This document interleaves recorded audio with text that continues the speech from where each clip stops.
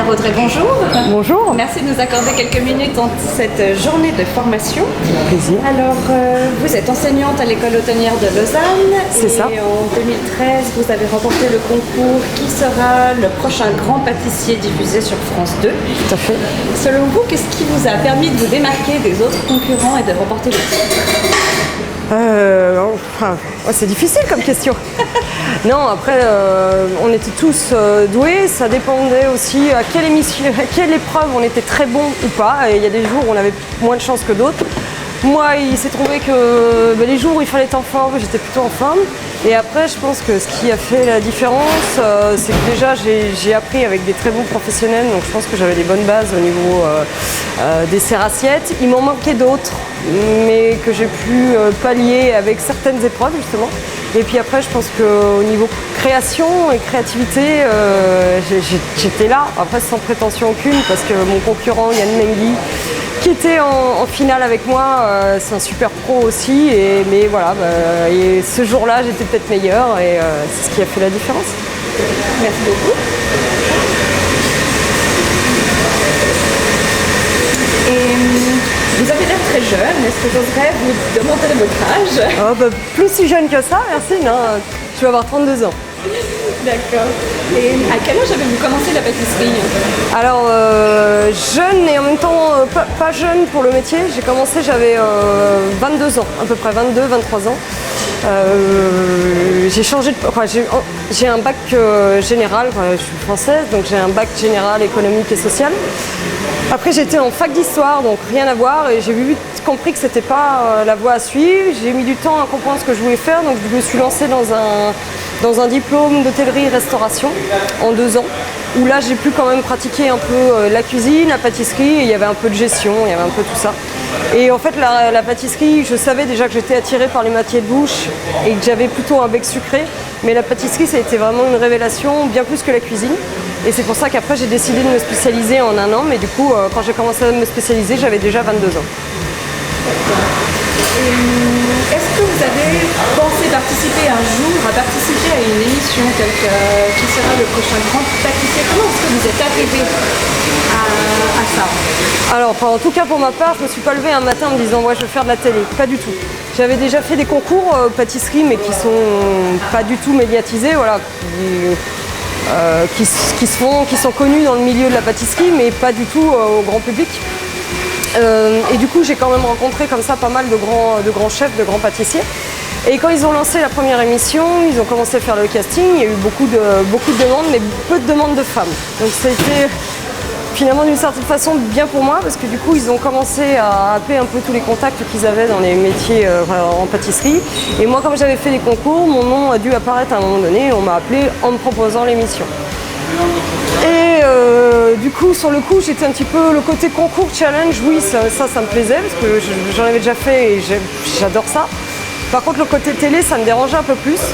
Mais on m'a très bien vendu le projet. Le producteur a été très fort en me disant que ce serait un programme très bienveillant, très professionnel, où on rencontrerait plein de chefs et tout. Donc du coup, ça m'a décidé. Et après, il y a eu des épreuves à passer et tout ça, et me voilà. Super. Et il me semble que vous avez déjà un magnifique parcours culinaire. Est-ce que vous pourriez nous en parler en quelques mots? Magnifique. Il est assez court. Après, j'ai eu la chance, voilà, comme je l'ai dit, de rencontrer des grands professionnels au bon moment et de faire tous ces concours assez à côté. Mais j'ai fait très peu de maisons. Donc à 22 ans, je me suis spécialisée en pâtisserie. Là, j'ai eu la chance de tomber, à chaque fois, c'est une question de rencontre aussi. J'ai eu la chance de tomber sur un professeur qui a cru en moi et qui m'a poussée. Donc il m'a inscrit à mon premier concours, c'était le championnat de France des desserts à l'assiette et ça a plutôt pas mal marché parce que j'ai fini 2e en finale nationale. Et du coup là ça m'a mis le pied à l'étrier et ça m'a permis de rencontrer mon futur employeur, en tout cas mon futur chef pâtissier qui était Philippe Rigolo, qui est champion du monde et meilleur ouvrier de France et qui travaillait à l'époque chez Anne-Sophie Pic à Valence, donc il y a 3 étoiles au Michelin. Et c'était une maison qui m'attirait. Anne-Sophie Pic m'attirait aussi, sa cuisine, le fait qu'elle soit une femme chef, ça m'attirait. Donc du coup, je me suis retrouvée à travailler là-bas en 2007, à commencer en tant que commis dans le restaurant 3 étoiles. Donc au début, ça a été hyper dur. J'ai même hésité un petit peu, je me suis dit qu'est-ce que je fais, est-ce que je change de voie, parce que c'était quand on n'est pas habitué, les horaires, l'ambiance, c'est quand même extrêmement dur. Puis du coup la passion a repris le dessus. Voilà, ce chef était juste génial, m'a appris le métier, m'a donné l'envie de me dépasser. Du coup derrière j'ai refait plusieurs concours. Et c'est comme ça que j'ai rencontré aussi d'autres chefs. Du coup, j'ai travaillé 5 ans pour Anne-Sophie Pic en gravissant un peu les échelons. J'ai travaillé à Valence et au Beau Rivage à Lausanne. Et du coup, à un moment donné, j'ai eu aussi envie de voir autre chose. Et j'ai entendu parler d'un poste à l'école hôtelière de Lausanne. Donc là, c'est pareil, c'était un chef réputé qui était là-bas à l'époque en pâtisserie, un meilleur ouvrier de France. Et du coup, j'ai appris encore d'autres choses, une façon différente de faire mon métier. Et le côté de transmission était sympa, ça m'attirait. C'était nouveau pour moi. Donc du coup, j'ai appris aussi là-dessus. Et voilà, et du coup, à côté de ça, j'ai eu fait d'autres concours, ce fameux concours télé. Et depuis, je suis toujours à l'école hôtelière. Et pareil, j'essaye de gravir un petit peu les échelons au niveau pédagogique, d'apprendre un peu plus là-dessus pour me développer sur d'autres terrains. Donc maintenant, vous êtes enseignante à plein temps? C'est ça. Formatrice à plein temps, donc on enseigne pour l'année préparatoire, donc les gens qui arrivent avant le bachelor font 6 mois ce qu'on appelle d'art pratique. Donc en fait les étudiants tournent toutes les semaines. Une semaine ils vont faire de la cuisine, une semaine ils vont faire de la pâtisserie, une semaine ils vont faire du service au bar ou du service au restaurant gastronomique. Et toutes les semaines ils chantent. Donc on pourrait croire que c'est assez frustrant parce que finalement déjà d'une on les prépare pas du tout à être pâtissier ou cuisinier. C'est des futurs managers ou des futurs gérants, mais il y a très peu de cas où ils finissent chef pâtissier ou chef cuisinier. Je sais même pas si j'en connais même.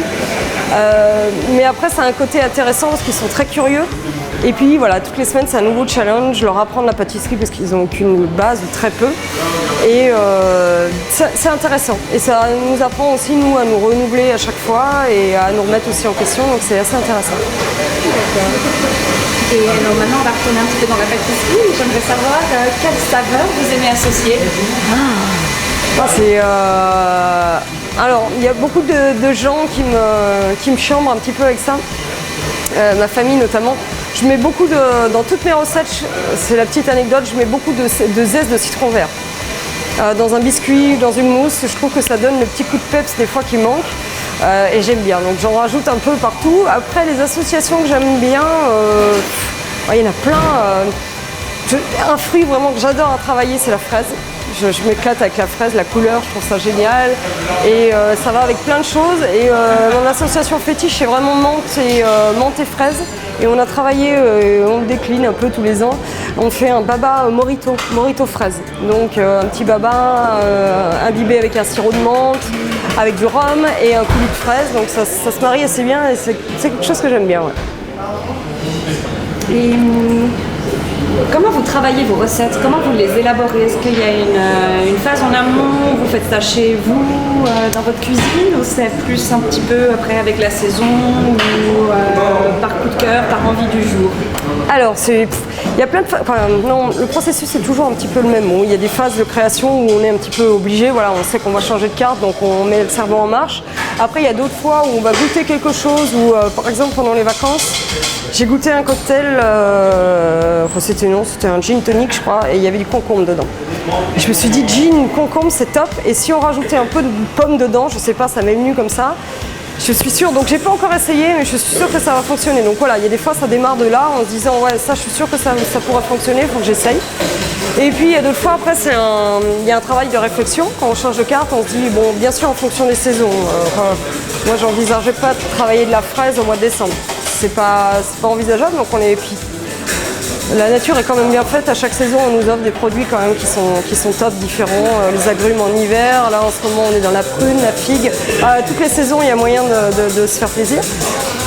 Donc, on part d'une idée de base. Souvent, moi, je me dis, je pense à l'association qu'on va faire. Donc, généralement, c'est 2-3 saveurs principales maximum. Sinon, après, c'est un avis personnel. Je trouve qu'on s'y perd un petit peu. Et après on commence moi je fais comme ça en tout cas, et après je commence à réfléchir à un visuel. Donc ça souvent ça se passe à la maison, donc bien sûr faut arrêter de croire qu'on invente tout à chaque fois. Il y a tellement, avec les réseaux sociaux maintenant, il y a tellement de photos qui circulent à droite, à gauche. On ne crée jamais rien de A à Z. Mais non, parce qu'on a toujours, où il y a toujours, on a vu quelque chose, c'est resté dans le coin de notre tête. Après, on le met à notre sauce. On a tous un style bien différent. Mais c'est vrai que maintenant, c'est difficile pour créer vraiment quelque chose qui est nouveau. Après, au niveau des goûts, on peut le faire. Ouais. Là, on peut créer sa propre recette. Donc ça fonctionne comme ça. Donc à la maison, voilà, on feuillete les magazines, on regarde les photos, on voit un objet déco, on se dit tiens, je pourrais faire comme ça. Donc là, on fait un petit dessin, puis après on commence les essais. Donc les différentes recettes, on assemble, on associe. Généralement, moi, ça marche jamais du premier coup. Généralement, j'ai toujours un dressage où c'est pas terrible, on peut le dire. Et puis le lendemain, la nuit, généralement, on porte conseil et le lendemain, on redresse et ça fonctionne mieux. D'accord.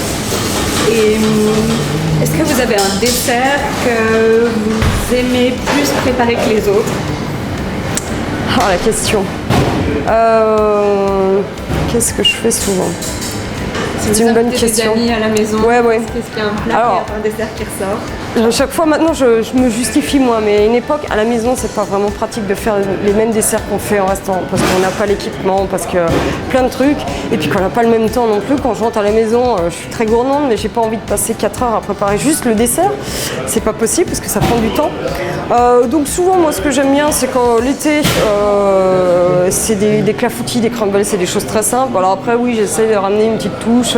Je vais mettre des amandes caramélisées dans mon clafoutis, ça va ramener un petit truc. Je le prépare avec des fraises et des abricots, donc ça change un peu, quoi. Voilà. J'essaye de mettre la petite touche quand même. J'ai un honneur à sauver, mais après ça peut être des crumbles tout simples, j'adore. Et puis bon, c'est vrai, si je fais un crumble, je vais essayer de faire une glace à côté. Ça dépend. Voilà, c'est des choses quand même assez simples. Et après, j'ai une petite préférence. J'adore aussi la tarte au citron meringue. Ça, je prépare un petit peu à la maison. J'aime bien. Et si vous pouviez donner un conseil de cuisine plutôt sucré à nos téléspectateurs, lequel serait-il? Un conseil sucré?